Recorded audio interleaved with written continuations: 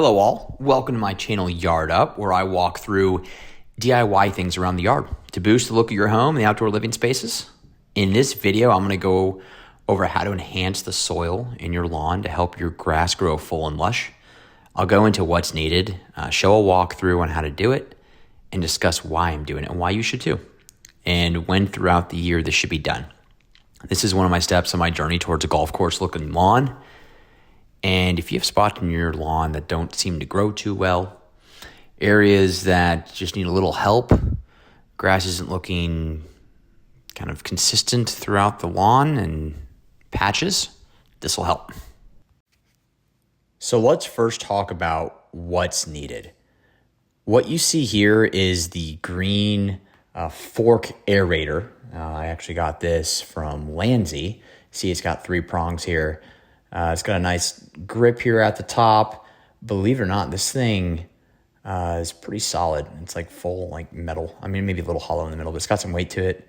You could see like where you kind of put your feet there. And then if you look closely at the tines, you'll see where you have a little monkey wrench where you could unscrew those, replace them. I bought a set that comes with these little, just like, they're not hollow, but they're like little forks if you just want to do like a punch aeration.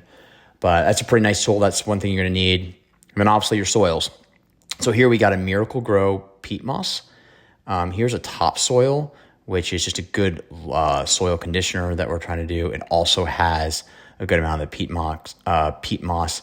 And then here's just some premium topsoil that we're going to try as well, so we could kind of see what works best. But some other things that you're going to need, obviously the wheelbarrow helps. And what you'll see here is a roll spreader. And it's basically a barrel. And it's got a little screen to it, which is nice. It kind of screens the soils that you put into it.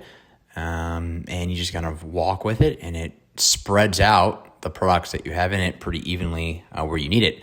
Also, gloves are always nice to have. That's pretty much it. And you'll see here, I'm trying to finagle this roll spreader so you could see where you kind of open and close it. It's got a little latch there, one on each end. Open that sucker up, and easy access to put your soils where you need them. Now that we've gone over the what, let's talk about the how. So step 1 is you want to get your fork aerator that you see me doing here.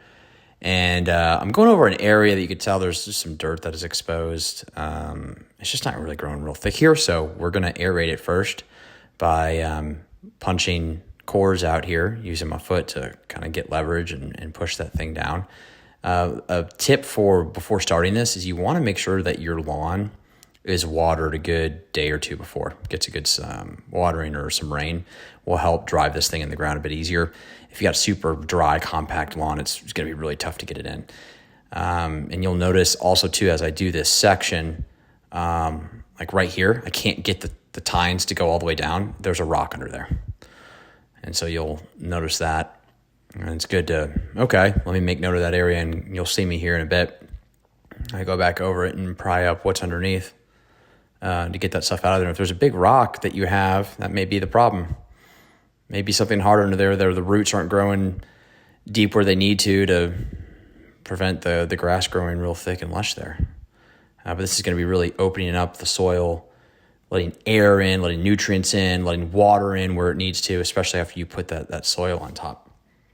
All right, so let's take a look at these rocks here. So I just got like a little weed prong thing, and you could see where those tongs, the prong to the fork aerator didn't go in. That's what was underneath. Pretty big rock. That's going to cause a problem. Nice to get that sucker out of there. No wonder the grass isn't really growing well here in this area. I've hit a landmine of rocks. Here's another one I'm pulling out. Yeah. That guy can't chill there. And I found another spot. It was just lined up here by the fence. And you'll see as I get this guy out, there was like roots like grown in like a little hole in the rock, and I go to like pull at it and just shoot dirt all in my eyes. Oh, that felt great. There's a little comedic relief there. laugh at my misery. But we're just going to finish up this patch here and continue aerating, and you see me punching down. It's going in and not a lot easier once you get those rocks out. But that's going to be your main step, is getting the fork aerator done. You'll notice your rocks, get all those rocks out. Okay, so now we've got the area core aerated. We got the rocks that we found out. I'm going over and getting all the cores up that are sitting on the ground. If your soil's good and you've been doing this repeatedly over the past, couple seasons, you probably got some good topsoil you're pulling out. You probably got some good sandy mix pulling out. You could probably keep that stuff down there. But I'm just pulling basically solid clay cores up. And I don't want that sitting on top and getting too thick there. It'll start browning out the grass. So I'm just going on over with my hand in the little areas I'm doing. Obviously, if you're doing a big project, big lawn, you're going to want like a rake or something to do this. But just go hand pick it, get your trash bag, and get those cores out of there. All right. So now we've got that step out of the way. This is what it looks like. You'll see the nice cores that I've put there in the ground. They're probably going to go down a good 3 or 4 inches. You'll see some of the areas that are really disrupted from the rocks that I've been pulling up, and you'll see what we'll do with those spots. But this gets us set up for our next step, where I'm going to show you where we're going to be putting the soil on top of it. Look at those cores. Look at that rock damage. We're going to fix those guys up. So next, here's what you're going to want to do. I am first going to patch up and repair the void that is left in the ground from those rocks. So I get a topsoil that you see here that's great for filling holes. Basically, this thing is primarily sand with a bit of organic material, mainly like wood chippings, almost like a mulch. And just basically pull up the ground that I did when I pulled the rock out, fill in the amount of sandy organic soil mix, and just make sure it's all pretty much filled in, and it fills in the little areas, the unevenness of the ground, kind of level it there.